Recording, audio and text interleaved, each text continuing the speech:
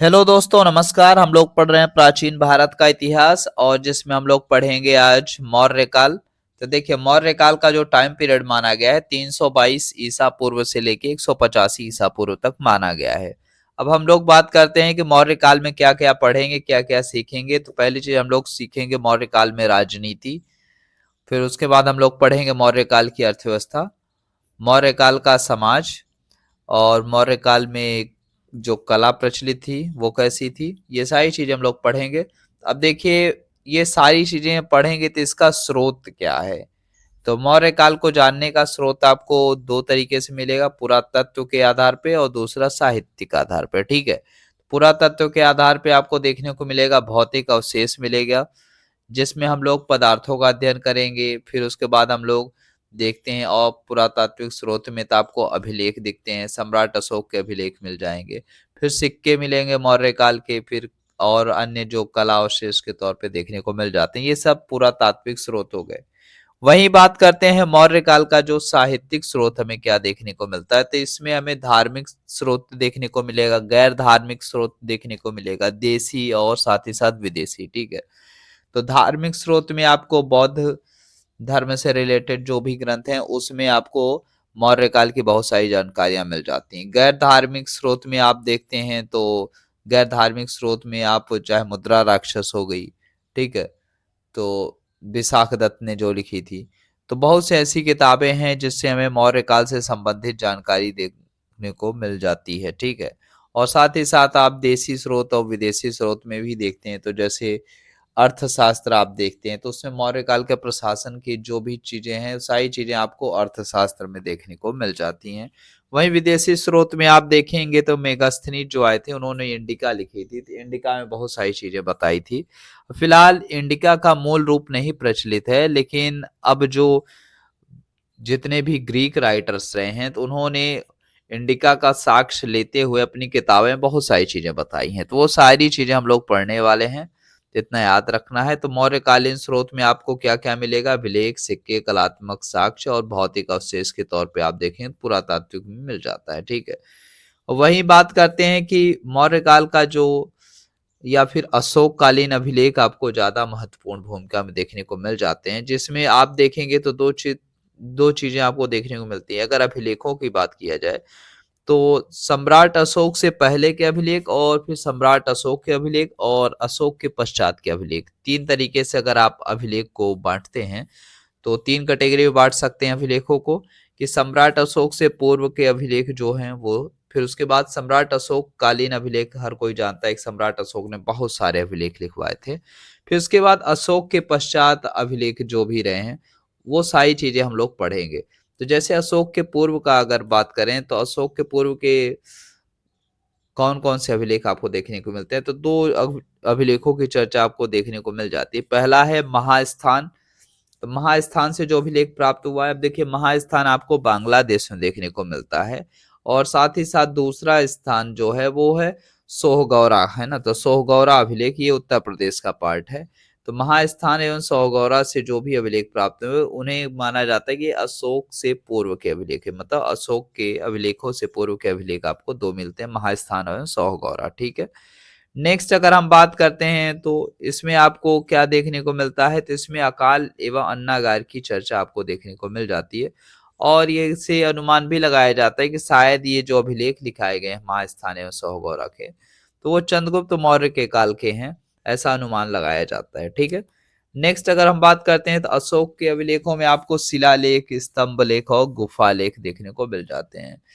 अब बात करते हैं शिलालेख में, तो शिलालेख को आप तीन कैटेगरी में डिवाइड कर सकते हैं, बृहद शिलालेख, पृथक शिलालेख एवं लघु शिलालेख। ठीक है, तो शिलालेख की तीन कैटेगरी बनानी है, बृहद शिलालेख, पृथक शिलालेख एवं लघु शिलालेख। ठीक है, नेक्स्ट अगर हम बात करते हैं बृहद शिलालेख में, तो कहा गया है कि जो बृहद शिलालेख हैं अशोक के, वो 8 स्थानों से प्राप्त हुए हैं। कहाँ कहाँ से, तो कालसी, अब कालसी आपको उत्तराखंड में मिलता है। वहीं बात करते हैं दूसरा तो मानसेहरा जो कि पाकिस्तान में है। फिर तीसरा जो है वो है शहबाज गढ़ी, देखिए शहबाज गढ़ी भी पाकिस्तान का ही पार्ट है। फिर जो अगला आपको शिलालेख, बृहद शिलालेख मिलता है वो गिरनार में मिलता है, और गिरनार आपको गुजरात में देखने को मिलता है। फिर अगला जो है सोपारा है, सोपारा आपको मिलता है महाराष्ट्र में। फिर नेक्स्ट आता है यर्रागुडी, यर्रागुडी आपको आंध्र प्रदेश में मिलता है। फिर नेक्स्ट एक और जो आपको देखने को मिलता है जो बृहद शिलालेख, वो है जोगढ़ एवं धौली। तो जोगढ़ एवं धौली देखिए, ये दोनों के दोनों आप बृहद शिलालेख उड़ीसा में मिलते हैं, ठीक है। तो टोटल आपको 8 शिलालेखों को, बृहद शिलालेख याद रखने हैं। कौन कौन से? कालसी, मानसेहरा, शहबाजगढ़ी, गिरनार, सोपारा, यर्रागुडी, जोगढ़ एवं धौली, ठीक है। एवं धौली याद रखना है, जोगढ़ एवं धौली ये उड़ीसा के पार्ट हैं दोनों। अब नेक्स्ट बात करते हैं, तो इस बृहद शिलालेख में आपको क्या देखने को मिलता है? तो कहा जाता है कि इस बृहद शिलालेख में 14 आदेश उत्कीर्ण करवाए थे सम्राट अशोक ने। और ये सभी के सभी जो बृहद शिलालेख हैं ये किस पे हैं? तो सभी जो शिलालेख हैं ये बड़े पत्थरों पे ही लिखाए गए थे, ठीक है, इतना याद रखना है।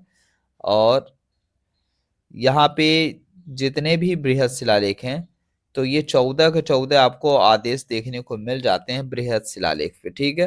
तो प्रथम आदेश में सम्राट अशोक ने कहा था, देखिए जो महत्वपूर्ण महत्वपूर्ण आदेश हैं उस चीज के बारे में हम लोग चर्चा करेंगे। तो कहा जाता है कि जो 14 आदेश थे उनमें से जो पहला आदेश था, तो सम्राट अशोक ने कहा था कि पशु हत्या पर प्रतिबंध का उल्लेख किया था। किसमें किया था? प्रथम आदेश में, ठीक है। और एक बात और याद रखना है आपको कि पशु हत्या पर प्रतिबंध का उल्लेख किया था, लेकिन पूर्ण रूप से नहीं था कि मतलब पूर्ण रूप से पशु हत्या बंद ही हो जानी चाहिए, ऐसा नहीं था। लेकिन हाँ, जो इतने ज्यादा मात्रा में पशु हत्या की जाती थी उस पे क्या हो गई थी, एक तरीके से जो इतने ज्यादा मारे जाते थे वो क्या हो गई, धीरे धीरे वो संख्या कम हो गई। मान लीजिए सपोज करिए अगर 100 मारे जा रहे हैं तो 100 में से अगर आप मान लीजिए 5 या 6 मारे जा रहे हो तो तब भी क्या हो रहा है, 95 जो मारे जा रहे हैं वो तो कम से कम बचेंगे, ठीक है। तो इस मात्रा में जो इतने तेजी से हत्याएं चल रही थी उसमें क्या हो गई, एक तरीके से रोक लग गई, ठीक है। अब दूसरा क्या कहा जा सकता है कि जो पांचवा आदेश था सम्राट अशोक का, तो इसमें धम्म महामात्र नामक अधिकारी का उल्लेख मिलता है, ठीक है। तो याद रखना है, धम्म महामात्र नामक एक अधिकारी है जो लगभग नैतिक आदेशों का अनुपालन करवाया करता था, ठीक है, इतना याद रखना है। नेक्स्ट हम बात करते हैं, तो जो 7वां आदेश है उसमें उन्होंने कहा कि प्रजा को अपने धर्म की प्रशंसा तथा दूसरे धर्म की निंदा करने से मना करता है, ठीक है ना। मतलब क्या कहता है जो सम्राट अशोक कह रहे हैं कि प्रजा को अपने धर्म की प्रशंसा तथा दूसरे धर्म की निंदा करना, ऐसा नहीं करना चाहिए, ठीक है। तो ये कितनी अच्छी बात है कि भाई ठीक है यार, आपका अपना धर्म है लेकिन दूसरे के धर्म पे इस तरीके का कटाक्ष नहीं करना चाहिए। उसका अपना है, जो मान रहा है सामने वाला उसका भी है, तो हमें सबके धर्मों का सम्मान करना चाहिए, यह सम्राट अशोक ने कहा था। नेक्स्ट 7वां आदेश के बाद हम लोग बात कर गए हैं 13वें आदेश में। तो कहा जाता है कि शासन के 9वें वर्ष में कलिंग युद्ध हुआ जिसमें सम्राट अशोक ने भयंकर नरसंहार किया। फिर उसके बाद वो युद्ध त्याग देते हैं। फिर ये सारी चीजें आपको 13वें आदेश में पूरा का पूरा सारी चीजें वर्णन मिल जाती है। तो उसके बाद उन्होंने अपने उत्तराधिकारियों से युद्ध ना करने की और शांति के रास्ते पे चलने की बात कही है, ठीक है। तो खास बात यह है अब जो आपको 13वें आदेश में ही देखने को मिलता है, जिसमें सम्राट अशोक ने अपने पड़ोसी राज्यों के बारे में भी बताया, जैसे दक्षिण एवं उत्तर पश्चिम में पड़ोसी राज्यों का उल्लेख किया है। दक्षिण में आप देखते हैं तो आपको देखने को मिलता है चेर, चोल, पांड्य एवं सतीय पुत्र जैसे पड़ोसी राज्यों का वर्णन आपको मिल जाता है। और वहीं बात करते हैं उत्तर पश्चिम में, आपको सीरिया एवं मिस्र जैसे साम्राज्य है ना, तो सीरिया एवं मिस्र में जो भी आप देखते हैं तो वहां का उल्लेख आपको देखने को मिल जाता है, ठीक है, जिससे राजदूत वगैरह है ना, बहुत सारी चीजें आपको दार्शनिक वगैरह के आपको वर्णन मिलते हैं। नेक्स्ट हम बात करते हैं, अगला जो हमारा है वो है बृहद शिलालेख के बाद आता है पृथक शिलालेख। तो देखिए पृथक शिलालेख में आपको देखने को मिलता है जोगढ़ एवं धौली से ही जो आप देखते हैं कि बृहद शिलालेख प्राप्त हुए हैं, उस पर आदेश नंबर 11, 12, 13 नहीं है। इस आदेश में अधिकारियों को प्रजा को यातना न देने की सलाह दी गई है एवं प्रजा को संतान भी कहा गया है।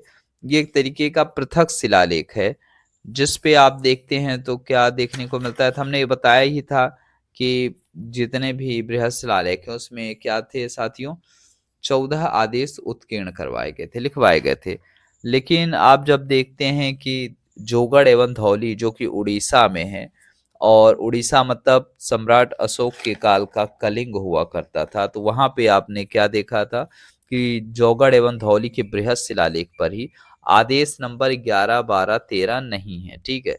और इस आदेश में जो 11, 12, 13 है, इसमें कहा गया कि जो अधिकारी हैं वो प्रजा को यातना न दें, ठीक है।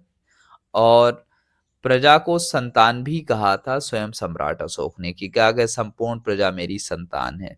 तो सोचिए इस तरीके की जो राजा मानसिकता रख रहा है, मतलब प्रजा के लिए इतना ज्यादा दयावान है, ये बहुत बड़ी बात है। ऐसा मतलब आप विश्व इतिहास में देखेंगे तो ऐसा सम्राट आपको देखने को नहीं मिलता है, ये खास बात है। और नेक्स्ट अगर हम बात करते हैं साथियों, तो एक चीज और आपको याद रखना है, तो ये पृथक शिलालेख हो गए, मतलब बृहद शिलालेख से जो चीजें उसमें ऐड नहीं हो पाई थी जोगढ़ एवं धौली में, तो उसे अलग एक उसमें लिखा दिया गया, तो इसलिए इसे पृथक शिलालेख कहा गया, जिसमें आदेश नंबर 11, 12, 13 मेंशन किए गए थे, ठीक है, किसमें, पृथक शिलालेख में। अब नेक्स्ट हम बात करते हैं लघु शिलालेख में। तो बड़ी संख्या में लघु शिलालेख देश के अलग अलग हिस्से से प्राप्त हुए हैं। इनमें से कुछ आप देखेंगे तो जैसे मास्की हो गया, मास्की आपको कर्नाटक में देखने को मिलता है, फिर गुर्जरा हो गया, नेट्टूर हो गया, उद्गोलन हो गया, या फिर भाब्रो बोल सकते हैं, कंधार बोल सकते हैं। तो ये सब लघु शिलालेख के पार्ट है। और उम्मीद करते हैं ये वीडियो आपको पसंद आई होगी। तो मिलते हैं अपने नेक्स्ट वीडियो में। नेक्स्ट वीडियो हम लोग और चर्चा करेंगे साथियों, तब तक के लिए आप सभी को नमस्कार।